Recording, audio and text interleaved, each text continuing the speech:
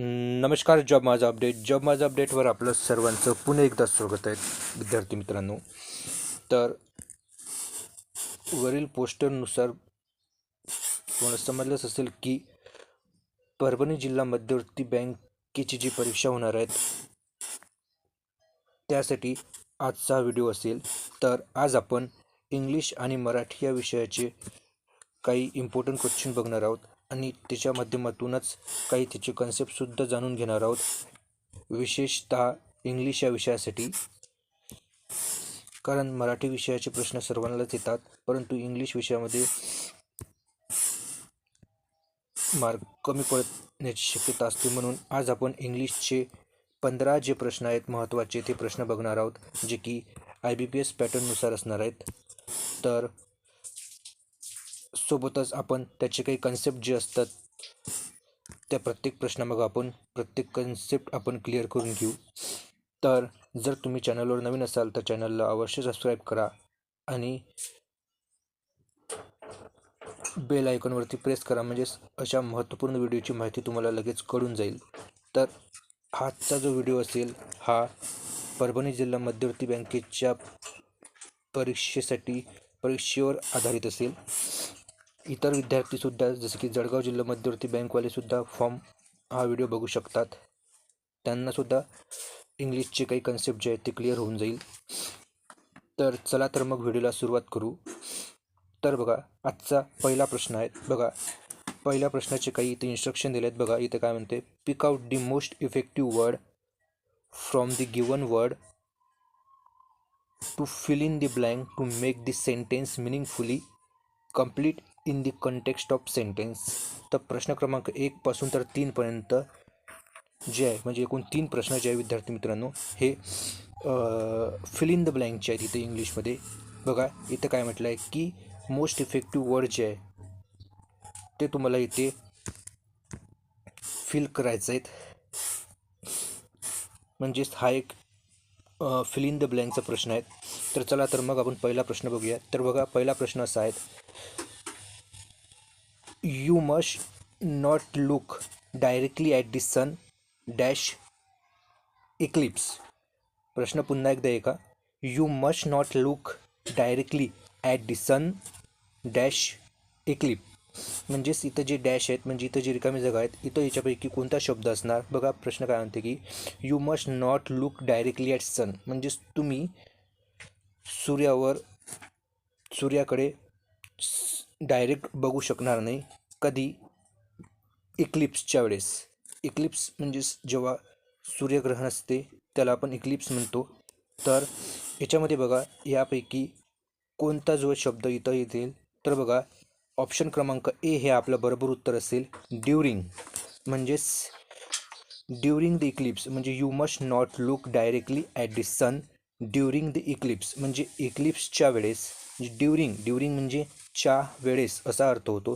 म्हणून during the Eclipse तुम्ही सूर्याकडे डायरेक्ट बघू शकणार नाही, त्याच्यामुळे इथं ड्युरिंग येईल. इथं खाली इन, ऑन किंवा ॲट हे जे प्रिपोजिशन आहे हे येणार नाही.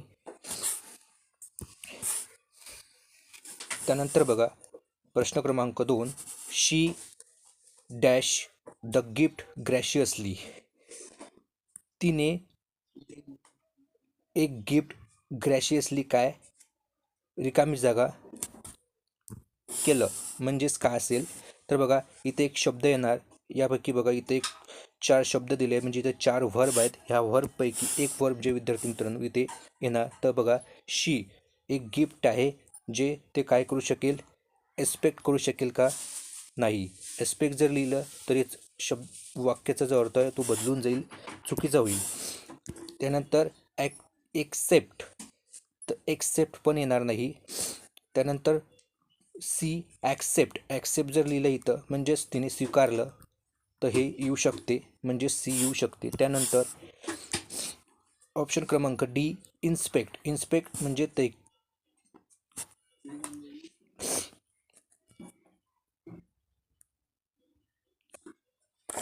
इन्स्पेक्ट म्हणजेच तपास करणे. तर तिने गिफ्टचे तपास केला का, इन्स्पेक्ट केला का तिने, नाही. तर इथं मग ऑप्शन क्रमांक सी हे आपलं बरोबर उत्तर असणार. ॲक्सेप्ट, इथं ॲक्सेप्ट हा शब्द इथे बरोबर असणार, म्हणून ॲक्सेप्ट इथं असणार.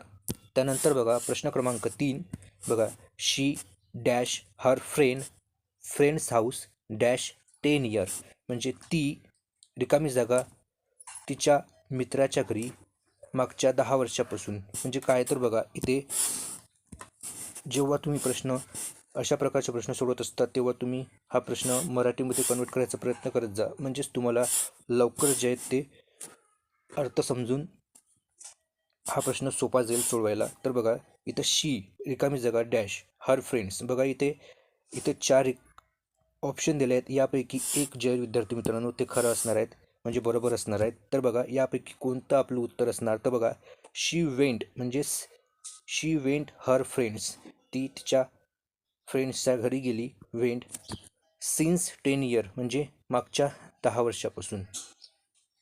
नाही, तर इथे ए हे उत्तर नसणार. कारण बघा विद्यार्थी मित्रांनो, इथे जे बघा इथं जो काही टाईम दिलेला आहे मागच्या 10 वर्षापासून, म्हणजेच इथं सिन्स हा शब्द येणार नाही. का तर बघा एक रूल आहे सिन्ससाठी, की सिन्स हा जो शब्द आहे टाईमच्या रिस्पेक्टमध्ये कधी यूज केला जातो, जेव्हा एखाद्या वाक्यामध्ये टाईमची सुरुवात दिली असेल, म्हणजे स्टार्टिंग ऑफ टाईम असेल. म्हणजेच बघा जसं की वाक्यामध्ये जर म्हटलं की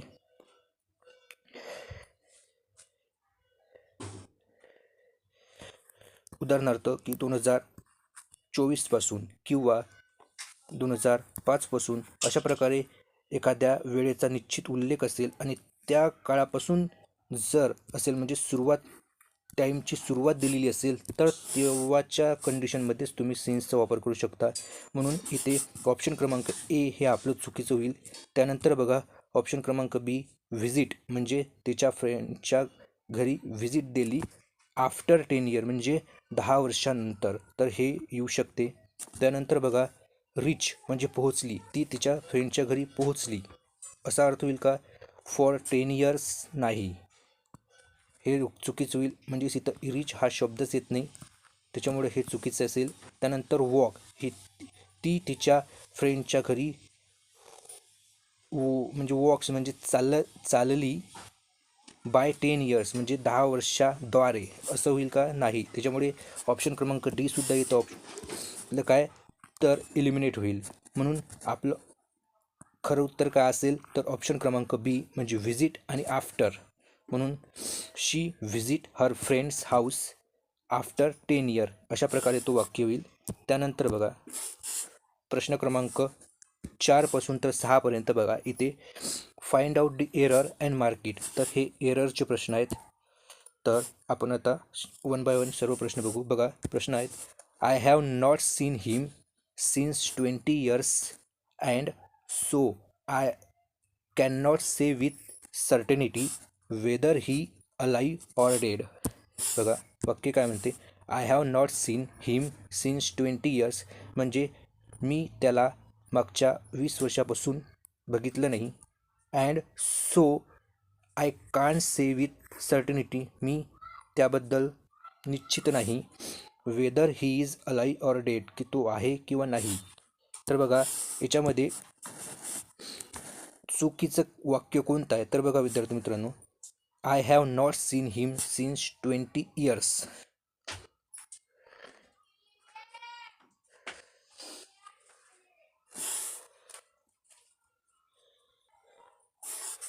तर यापैकी मी याच्या आधीच सांगितलं होतं की जे सिन्स हा जो शब्द आहे विद्यार्थी मित्रांनो, हा शब्द स्टार्टिंग ऑफ टाईमसाठी असते.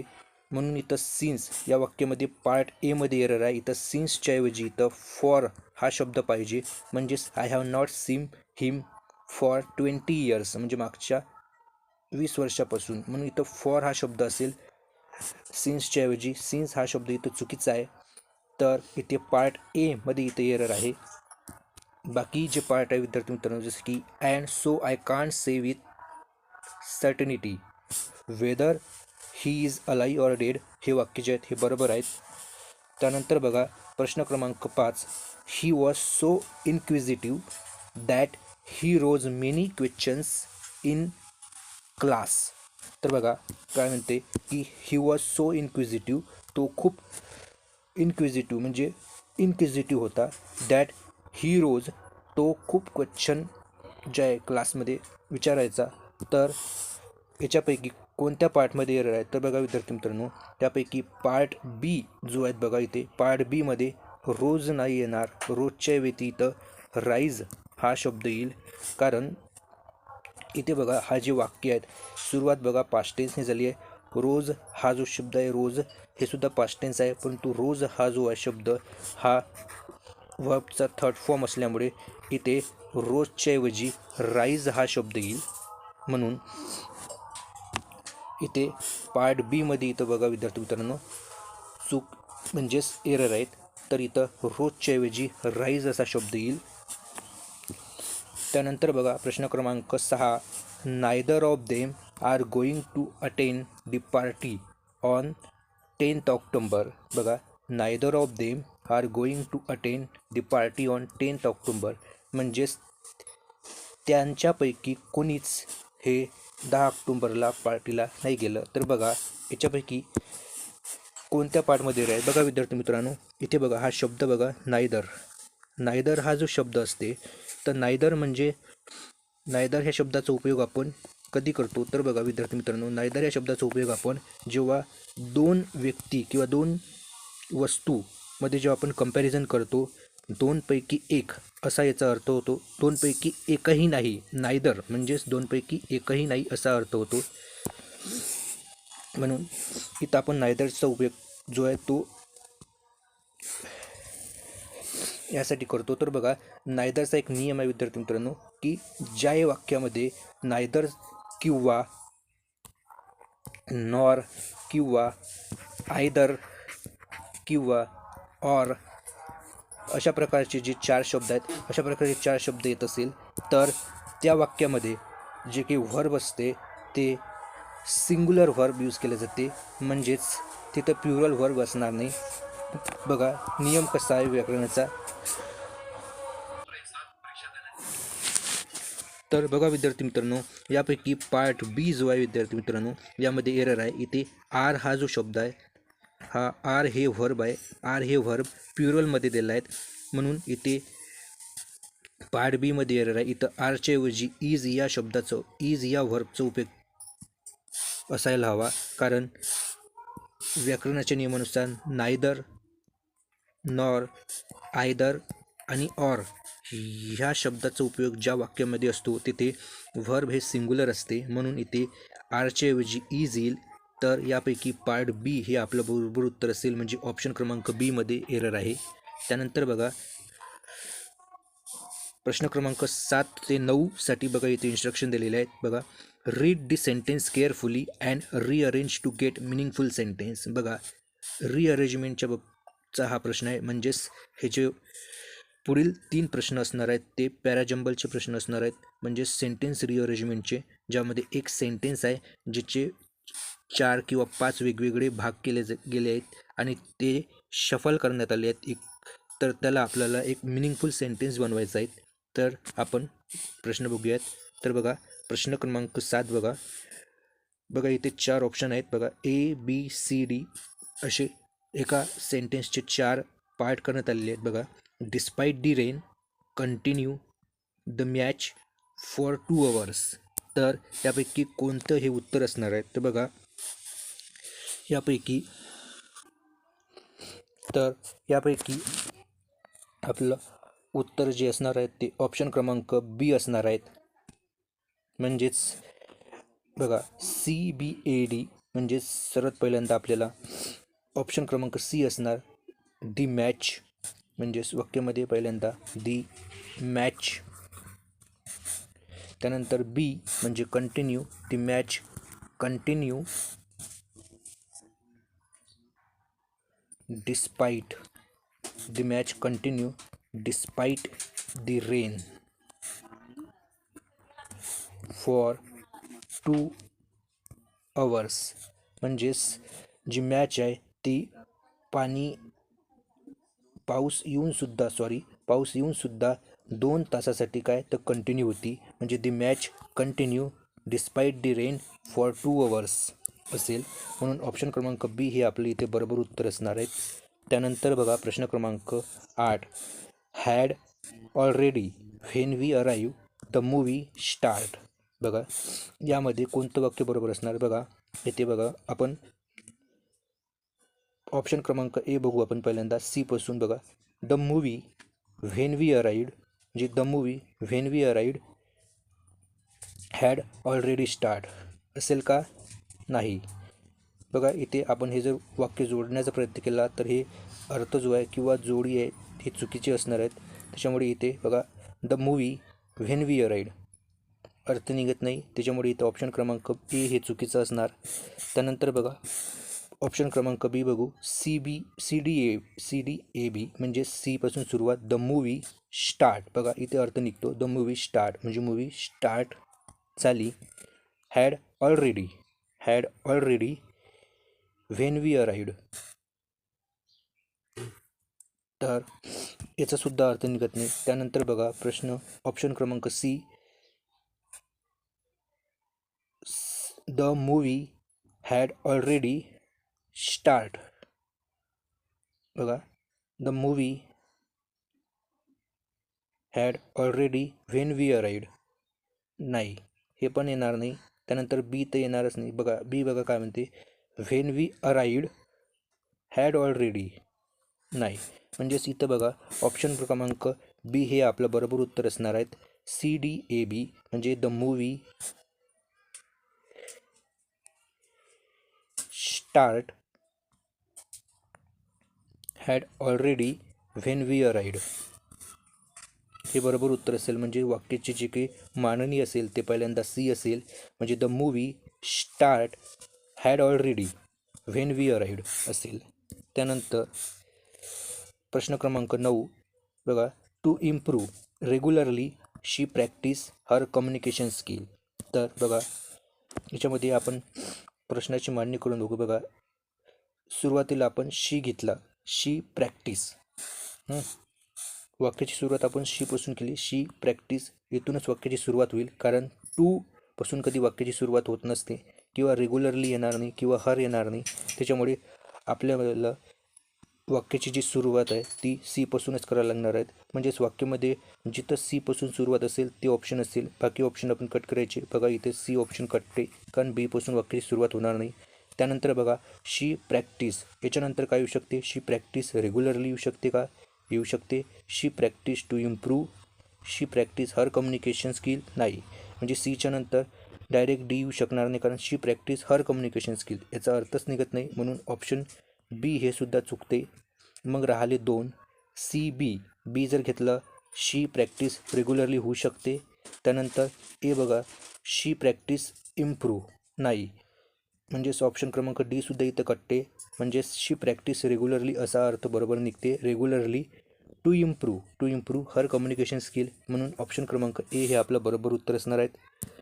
अशा प्रकारे विद्यार्थी मित्रांनो तुम्ही ऑप्शन जे आहेत ते एलिमिनेट करू शकता. म्हणजेच प्रश्न तुम्हाला सोपा जाईल सोडवायला. त्यानंतर प्रश्न क्रमांक 10, find out the best meaning of the given idiom and phrase. बघा इथे एक वाक्य दिलेलं आहे आणि या वाक्यामध्ये इथे मधामध्ये बघा इथे बोल्ड करून एक फ्रेज दिली आहे. या फ्रेजचा म्हणजे या मनीचा आपल्याला अर्थ सांगायचा आहे इडियमचा. तर बघा वाक्य कसं आहे, the detective left no stone unturn to trace the culprit. म्हणजेच जो डिटेक्टिव्ह आहे त्याने कोणताही दगड, म्हणजे याचा शब्दशः अर्थ बघा की त्याने कोणताही टू ट्रेस द कल्प्रिट म्हणजे कल्प्रिट म्हणजे जो काही दोषी आहे गुन्हेगार आहे त्याला ट्रेस करण्यासाठी त्यानं डिटेक्टिव्हनं कोणताच काय, तर बघा नो स्टोन अनटर्न. तर याचा अर्थ काय असेल बघा. इथे 4 ऑप्शन आहेत बघा. ऑप्शन क्रमांक 1 बघा टूक नो पेन न. तर बघा इथं या नो स्टोन अनटर्नचा इथे हे वाक्य जे आहेत हे जसं इथं पुट केलं असता इथे वाक्याचा अर्थ निघतो का? तर बघू शकता तुम्ही नाही. त्यानंतर बघा ऑप्शन क्रमांक बी बघा डीड व्हेरी इररिलेव्हंट थिंग, नाही. याचा अर्थ तो पण निघत नाही कारण त्याला कल्प्रिटला ट्रेस करायचं आहे म्हणजेच इररिलेव्हंट थिंग करणार नाही. त्यानंतर सी बघा रिस्टोर टू इलेगिमेंट प्रॅक्टिस, नाही. ऑप्शन क्रमांक D, use all available means म्हणजे जेवढे काही प्रयत्न आहेत ते सर्व प्रयत्न त्याने केले असा त्याचा अर्थ होतो. म्हणून इथे बघा वाक्याचा अर्थ जो आहे असाच निघतो की डिटेक्टिव्हने त्याने त्याच्याकडून जेवढे प्रयत्न होतील तेवढे सर्व प्रयत्न केले टू ट्रेस दी कल्प्रिटला ट्रेस करण्यासाठी, म्हणजे नो स्टोन म्हणजे कोणताही स्टोन सोडला नाही, म्हणजे सर्वच प्रयत्न केले. म्हणून ऑप्शन क्रमांक डी हे याचं आपलं बरोबर उत्तर असेल.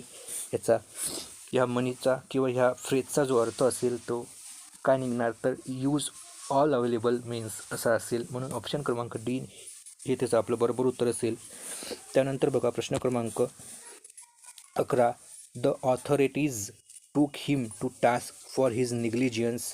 ऑथॉरिटीज जे आहेत त्यानं ऑथॉरिटीजने टूक हिम टू टास्क त्याला टास्क दिला फॉर हिज निग्लिजन्स त्याच्या निग्लिजन्ससाठी म्हणजे त्याच्या निष्काळजीपणासाठी. तर बघा इथे एक निगेटिव्ह गोष्ट आहेत, या फ्रेजवरून आपल्याला एक निगेटिव्ह गोष्ट करते, म्हणजेच इथं वाक्यामध्ये जो अर्थ असेल एक निगेटिव्ह किंवा एक निगेटिव्ह गोष्टीचा अर्थ निघेल. म्हणजेच बघा गेव हिम ॲडिशनल वर्क म्हणजे त्याला त्यांनी ॲडिशनल वर्क दिले का नाही, याचा अर्थ निगेटिव्ह होत नाही. त्यानंतर सस्पेंड हिज असाइनमेंट, सस्पेंड केलं त्यानं त्याच्या असाइनमेंटपासून. रिप्राइम्ड हिम त्याला सजा दिली आणि फोर्स टू हिम रिझाईन त्याला रिझाईन करण्यास भाग पडलं. तर बघा याच्यापैकी ऑप्शन क्रमांक डी हे आपलं बरोबर उत्तर असणार आहेत. याचा अर्थ जो आहे तो फोर्स टू हिम रिझाईन असा होतो. त्यानंतर प्रश्न क्रमांक 12 बघा, फाइंड वन वर्ड सबस्टिट्यूशन म्हणजेच इथे एक वाक्य दिलं आहे, या वाक्यासाठी एक शब्द असणार आहेत. आपण परीक्षेमध्ये जे आहेत आतापर्यंत जे काही तुम्ही परीक्षा दिली असेल त्यामध्ये वन वर्ड सबस्टिट्यूशनचे प्रश्न विचारले जातात, तर त्या प्रकारातील हा प्रश्न आहे. तर बघा येथे काय म्हणते, the speech deliver without prior preparation is called. म्हणजेच एक स्पीच म्हणजे एक भाषण दिलं विदाऊट प्रिपरेशन म्हणजे प्रिपरेशन नसताना डायरेक्ट भाषण दिलं, कोणत्याही प्रकारची तयारी नसताना. या शब्दासाठी या वाक्यासाठी एक शब्द असतो, तो शब्द आपल्याला इथे शोधायचा आहे. बघा डिबेट म्हणजे ते डिबेट म्हणजेच त्याचा अर्थसुद्धा स्पीचच होतो. म्हणजेच इथे स्पीच आणि डिबेट सारखाच आहे. याला या वाक्यामध्ये काय म्हटलं की विदाऊट प्रिपरेशन आहे, म्हणून इथं ऑप्शन क्रमांक ए हे नसणारच. त्यानंतर लेक्चर तर असणारच नाही, कारण विदाऊट प्रिपरेशन लेक्चर आपण करू शकत नाही. मग एक्सटेम्पोर होऊ शकते. सेमिनारसुद्धा इथे चुकीचं असणार, कारण विदाऊट प्रिपरेशन सेमिनारसुद्धा देऊ शकत नाही. तर एक्सटेम्पोर म्हणजेच विदाऊट प्रिपरेशन डायरेक्ट अचानक आपण एखादं स्पीच दिलं असेल त्याला आपण एक्सटेम्पोर असं म्हणतो, किंवा कोणतेही कार्य आपण अचानक विदाऊट प्रिपरेशन करतो त्यालासुद्धा आपण एक्सटेम्पोर असं म्हणू शकतो. त्या शब्दासाठी एक एक्सटेम्पोर त्या वाक्यासाठी किंवा त्या अर्थासाठी एक्सटेम्पोर हा जो शब्द आहे तो फिट बसतो विद्यार्थी मित्रांनो. तर इथे एक्सटेम्पोर हे उत्तर असणार. त्यानंतर बघा प्रश्न क्रमांक 13, find the wrongly spelled verb म्हणजे इथं एक शब्द जो आहे चारपैकी एक चुकीचं स्पेलिंग असणार आहेत. तर बघा यामध्ये बघा 4 ऑप्शन आहेत, स्क्रोल, ॲक्सेप्ट, ॲथलीट आणि ग्रॅटिट्यूड. तर यापैकी ऑप्शन क्रमांक सी हे आपलं बरोबर उत्तर असणार आहे. इथे ॲथलीटचं जे स्पेलिंग आहे ते चुकीचं आहे. तर बघा इथं ॲथलीटचं स्पेलिंग कसं असणार तर LETE. तर ॲथलीट असं जे आहे विद्यार्थी सॉरी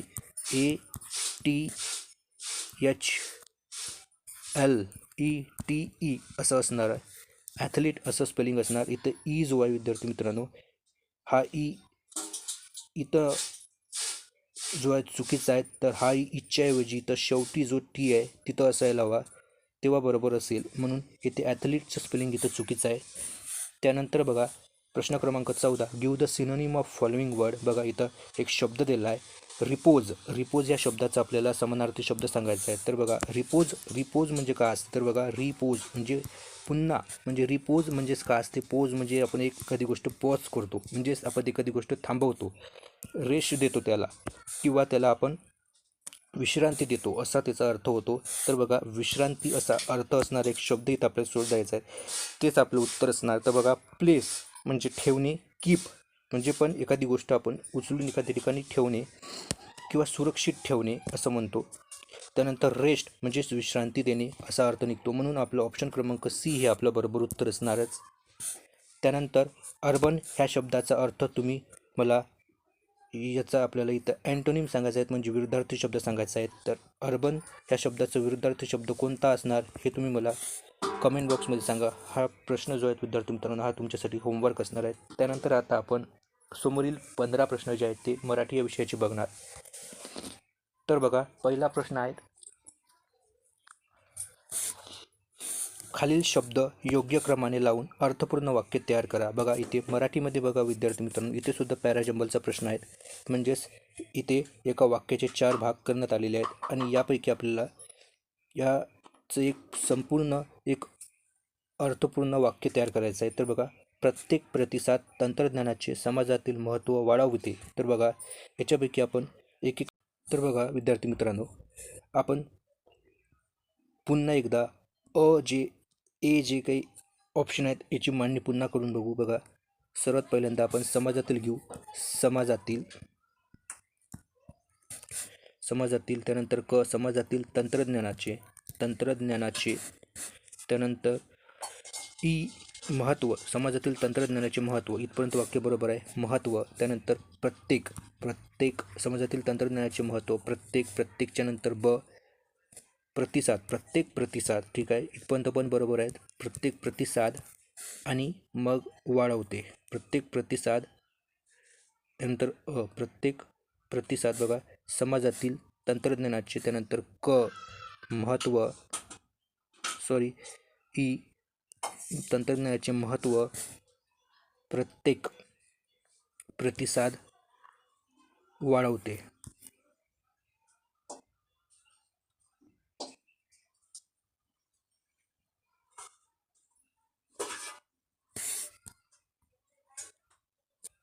म्हणून बघा, ऑप्शन क्रमांक ए हे आपलं बरोबर उत्तर असणार आहे. तिथे सुरुवातीला आपण पूर्ण वाक्याची मांडणी केली नव्हती, म्हणून आपलं ते वाक्य अर्थपूर्ण वाक्य बनत नव्हतं. परंतु बघा विद्यार्थी मित्रांनो, इथे ऑप्शन क्रमांक ए हे आपलं बरोबर उत्तर असणार.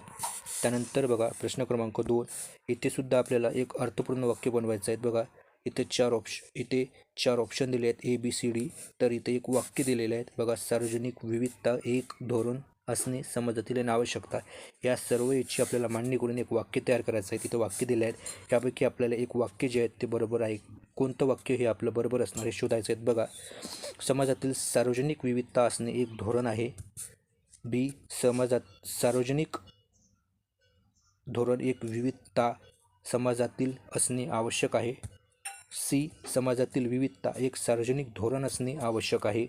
आणि D, वरीलपैकी सर्व चूक. तर यापैकी बघा, ऑप्शन क्रमांक C हे आपलं बरोबर उत्तर असणार आहे. कारण बघा, समाजातील विविधता एक सार्वजनिक धोरण असणे आवश्यक आहे, हे वाक्याची मांडणी आहे, ते बरोबर असणार.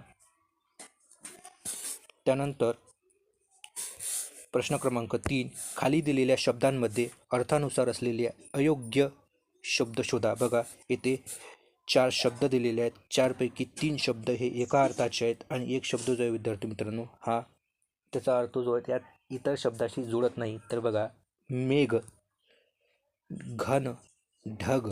तर बघा, मेघला आपण ढग म्हणतो, त्यानंतर त्याला आपण घनसुद्धा म्हणतो. म्हणजेच ढगाचे जे समानार्थी शब्द आहेत ते घन आणि मेघ असतात.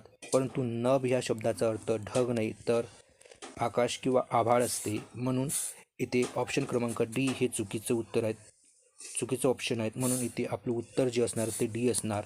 त्यानंतर बघा प्रश्न क्रमांक 4, वदनी कवळ घेता नाम घ्या श्रीहरीचे, या पंक्तीतील कवळ या शब्दाचा अर्थ कोणता? तर बघा, इथे 4 ऑप्शन दिलेले आहेत. तर यापैकी आपलं ऑप्शन क्रमांक C हे आपलं बरोबर उत्तर असणार आहेत. तर घास, म्हणजेच कवळ या शब्दाचा अर्थ घास असा होतो. त्यानंतर प्रश्न क्रमांक 5, कृत्रिम या शब्दाचा विरुद्धार्थी शब्द ओळखा. तर बघा, इथे नैसर्गिक, देशी, मानवी आणि सजीव असा इथे शब्द दिलेले आहेत. यापैकी आपल्याला कोणतं जे विरुद्धार्थी शब्द असणार आहेत कृत्रिमच्या, तर ते आपल्याला इथे शोधायचं आहेत. तर बघा, यापैकी ऑप्शन क्रमांक A हे आपलं बरोबर उत्तर असणार आहेत. कृत्रिमच्या विरुद्ध नैसर्गिक असते. त्यानंतर बघा प्रश्न क्रमांक 6, पुढील वाक्यप्रचाराचा अर्थ सांगा. कानाडोळा करणे म्हणजेच काय असते? तर बघा, याचा आपल्याला अर्थ सांगायचा आहे. बघा, ऑप्शन आहेत, डोळा बारीक करणे, कान व डोळे एक करणे, दुर्लक्ष करणे व हेतू पुरस्पर दुर्लक्ष करणे. तर यापैकी ऑप्शन क्रमांक सी हे आपलं बरोबर उत्तर असणार आहेत, दुर्लक्ष करणे. त्यानंतर बघा प्रश्न क्रमांक 7, पुढील वाक्यप्रचाराचा अर्थ सांगा. पायमल्ली करणे म्हणजेच ऑप्शन बघा, पाय पडणे, दुसऱ्याची पाय धूळ मस्तकी लावणे, धुडकावणे व दुसऱ्याच्या अधिकारावर अतिक्रमण करणे. तर यापैकी या पायमल्ली करणे या शब्दाचा किंवा या वाक्यप्रचाराचा अर्थ काय असणार? तर याच्यापैकी ऑप्शन क्रमांक सी हे आपलं बरोबर उत्तर असणार आहेत. त्यानंतर बघा प्रश्न क्रमांक 8, पहिला क्रमांक यावा. यास्तव सुरेशने खूप अभ्यास केला. वरील वाक्यातील उभयान्वयी अव्ययाचा प्रकार कोणता? बघा या वाक्यामध्ये एक उभयान्वयी अव्ययाचा उपयोग करण्यात आला आहे. त्या उभयान्वयी अव्ययाचा आपल्याला इथे प्रकार सांगायचा आहे. तर बघा पहिला क्रमांक यावा.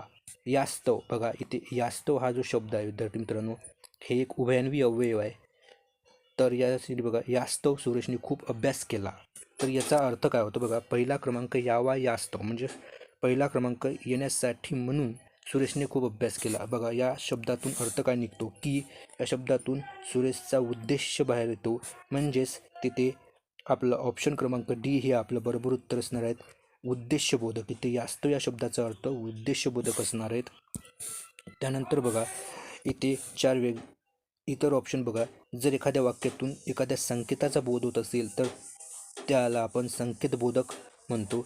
जर एखाद्या वाक्यातून त्याचं कारण निघत असेल तर कारणबोधक असते. आणि स्वरूप म्हणजे ते कसं आहे हे जर वाक्यामध्ये एखाद्या शब्दाच्या माध्यमातून सांगितलं जात असेल तर ते स्वरूपबोधक प्रकारचं वाक्य होईल. परंतु आपल्याला इथे उद्देशबोधक पाहिजे, कारण यातून आपल्याला अर्थ सुरेशचा उद्देश निघतो. म्हणून ऑप्शन क्रमांक डी हे आपलं बरोबर असेल. त्यानंतर प्रश्न क्रमांक 9, पुढील वाक्यात शेवटी योग्य विरामचिन्ह लिहा. बघा इथे एक वाक्य दिलं आहे आणि इथे एक विरामचिन्ह जे आहेत विद्यार्थी मित्रांनो इथं दिलेलं नाही आहे किंवा इथे गायब आहेत. तर यापैकी योग्य विरामचिन्ह इथं आपल्याला भरायचं आहेत. म्हणजेच इथं विरामचिन्ह संबंधित सुद्धा प्रश्न विचारले जाऊ शकतात. बघा केवढी शुभवार्ता आणलीस तू. बघा केवढी शुभवार्ता आणलीस तू, इथं कोणत्या प्रकारचं विरामचिन्ह असणार? बघा इथे स्वल्पविराम दिला आहे. स्वल्पविराम येईल का? नाही. वाक्य अपूर्ण असेल तर आपण वाक्य किंवा एखाद्या वाक्याला आपण पुढं सुरू ठेवायचं असेल तर आपण या स्वल्पविरामाचा वापर करतो. म्हणून इथे ऑप्शन ए नसणार. फुल स्टॉप पण नसणार. प्रश्न विचारला आहे का नाही म्हणून प्रश्नार्थक पण चिन्ह नसणार. तर याच्यापैकी जे काही उद्गारवाचक चिन्ह असणार इथे केवढी शुभवार्ता आणलीस तू, कारण इथं उद्गार निघालेले आहेत डायरेक्ट त्याच्या तोंडातून, म्हणून इथे उद्गारवाचक चिन्ह बसणार बरोबर. म्हणून ऑप्शन क्रमांक डी हे आपलं बरोबर उत्तर असणार. त्यानंतर बघा प्रश्न क्रमांक 10, विजांचा ध्वनिदर्शक पर्याय निवडा. तर बघा इथे 4 ऑप्शन दिलेले आहेत. यापैकी ऑप्शन क्रमांक सी हे आपलं बरोबर उत्तर असणार आहेत, कडकडाट. त्यानंतर बघा प्रश्न क्रमांक 11, मधमाशी या शब्दाचे योग्य अनेकवचन सांगा. बघा मधमाशी हा जो शब्द आहे हा इथे एकवचनी शब्द आहे. यापैकी आपल्याला अनेकवचनी शब्द सांगायचे आहेत. बघा त्याचा अर्थ काय, तर मधमाशा असा होतो का, किंवा मधमाशी किंवा मधमाशा किंवा मधमास्या. तर यापैकी ऑप्शन क्रमांक सी हे आपलं बरोबर उत्तर असणार, मधमाशा असा. त्यानंतर बघा प्रश्न क्रमांक 12, अंकुश रिकामी जागामध्ये हुशार आहे त्यामुळे त्याचा नेहमी शाळेत पहिला क्रमांक येतो. बघा शाळेत, बघा इथं ऑप्शन बघा, खेळात. अंकुश हा खेळात खूप हुशार आहे म्हणून त्याचा शाळेत पहिला क्रमांक येतो का? नाही. ऑप्शन क्रमांक बी बघा, अभ्यासात खूप हुशार आहे म्हणून येतो का? येऊ शकते. त्यानंतर ऑप्शन क्रमांक सी, कामात जरी ते आपण वाक्यामध्ये पुट केलं तर म्हणजे भरलं तर बघा अंकुश कामात खूप हुशार आहे म्हणून त्याचा शाळेत पहिला क्रमांक येतो का? नाही. किंवा त्रास देण्यात, तर याच्यापैकी बघा ऑप्शन क्रमांक बी हे आपलं बरोबर उत्तर असणार आहेत. म्हणजे इथं या रिकामी जागेच्या जागी अभ्यासात हा शब्द बरोबर असणार. त्यानंतर बघा प्रश्न क्रमांक 13, हा जो प्रश्न विद्यार्थी मित्रांनो, हा प्रश्न तुमच्यासाठी होमवर्क असणार आहेत. इथे कोणता शब्द येईल हे तुम्ही मला कमेंट बॉक्समध्ये सांगा. त्यानंतर आपण प्रश्न क्रमांक 14 बघू. बघा खालीलपैकी एक वाक्य व्याकरण नियमानुसार बरोबर आहे ती ओळखा. यापैकी 4 पैकी एक वाक्य बरोबर आहेत व्याकरणानुसार, म्हणजे हे एरर डिटेक्शनचं वाक्य आहे मराठीतील. तर यापैकी एक बरोबर आहेत आणि बाकी चुकीचे आहेत. तर बघा आपण एकेकाने सर्व वाक्य बघू. ऑप्शन ए, ते सर्व कर्जाच्या वसुलीसाठी गेला होता. ऑप्शन बी, ते सर्व कर्जाच्या वसुलीसाठी गेले होते. बघा इथे ते हे जे विद्यार्थी मित्रांनो वापरण्यात आलेले आहे, ते हे सर्वनाम जे आहे ते हे सर्वनाम आपण अनेक वचनासाठी वापर करतो. तर ते सर्व कर्जाच्या वसुलीसाठी गेला होता. बघा इथे गेला होता हे जे आहेत वाक्यामध्ये चुकीचं आहे. त्याच्यामुळे वाक्य जे ऑप्शन ए आहे हे चुकीचं असणार आहे. त्यानंतर बघा ऑप्शन बी मध्ये बघा ते सर्व कर्जाच्या वसुलीसाठी गेले होते, याचा अर्थ जे आहे ते पूर्ण निघतो. म्हणून इथे ऑप्शन क्रमांक बी हे आपलं बरोबर उत्तर असणार. त्यानंतर बघा प्रश्न क्रमांक 15, शुद्धलेखनदृष्ट्या अचूक शब्द ओळखा. तर बघा इथं आपल्याला एक शब्द जो आहे म्हणजे स्पेलिंग मिस्टेक ज्या प्रकारे आपण इंग्लिशमध्ये बघतो त्या प्रकारेच मराठीमध्ये शुद्धलेखनदृष्ट्या अचूक शब्द म्हणजे इथं काना मात्रा वगैरे किंवा तिथे जो काही व्यंजन आहे किंवा कोणते अक्षर आहे त्या शब्दामधलं ते कोणतं बरोबर आहे की नाही हे आपल्याला सांगायचं असते. तर बघा इथं 4 शब्द दिलेले आहेत, त्यापैकी एक शब्द आपला बरोबर आहे ते आपल्याला शोधायचं आहे. तर बघा शब्दकोश त्यापैकी ऑप्शन क्रमांक 4 हे आपलं बरोबर उत्तर असणार आहेत. कारण इथे शब्दकोशमधील जो श आहे हा श शाळेचा असणार आहे. म्हणून ऑप्शन 4 हे आपलं बरोबर उत्तर असणार आहे. तर अशा प्रकारचे 30 इम्पॉर्टंट क्वेश्चन ज्या विद्यार्थी मित्रांनो आपण आज घेतलेत. तर अशाच प्रकारच्या माहितीसाठी चॅनलला अवश्य सबस्क्राईब करा. धन्यवाद.